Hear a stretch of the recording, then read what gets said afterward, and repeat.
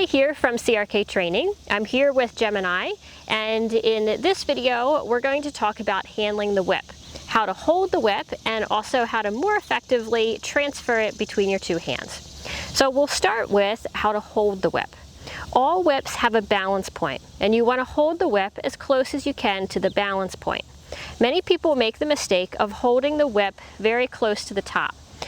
When you hold it up here, there's more weight of the whip below your hand, and you're going to end up feeling like you have to grip it, and there's probably going to be a lot more unwanted movement of the whip. But if you slide your hand down and you find the spot, it's a little different on each whip, but you find the spot where you can rest it in your hand with very little effort to hold it. You want it to lie that when your hand is forward holding the reins, the whip just lays against your thigh. And exactly where it lands will depend on the length of the whip.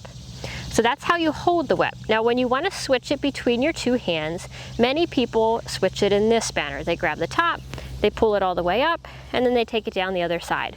This can work, but it's a lot more movement of your hands, and especially when you're riding with a dressage whip, you've got to really take your arm up in order to take the whip back down. And it's hard to maintain any kind of rein contact as you're doing this. So I'm going to show you a way to roll the whip in your hands to switch it. So it's easiest if you start this without holding the reins. So you can start it just on the ground without even being on the saddle, or you can have someone hold your horse for safety. So you're going to start off holding your whip. What you're going to do is you're going to lift this hand. So step one is this lifts. Step two is this hand has to turn so that when you grab the whip, your thumb is going towards the top of the whip, and then you're going to take it down. And then we can do the same thing on this side. So I'm going to step one, rotate this wrist up. I have to lift my elbow a little bit at the same time to be able to do that. Now this hand is going to turn so that my thumb is facing down. It's going to grab the whip and swivel it back down. So one more time without the reins. 1, 2, 3.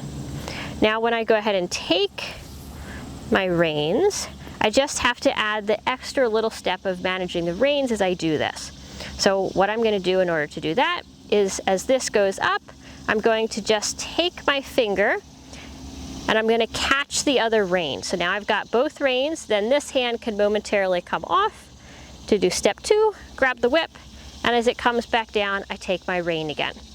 So again, what that'll look like is step one, this comes up, catch the loop of my other rein, this hand comes off and grabs step two, step three down, and I catch my rein again. When you switch your whip in this manner, you're able to keep some contact with the reins, you're able to keep your hands low, and you're able to neatly switch it over top without a lot of extra movement.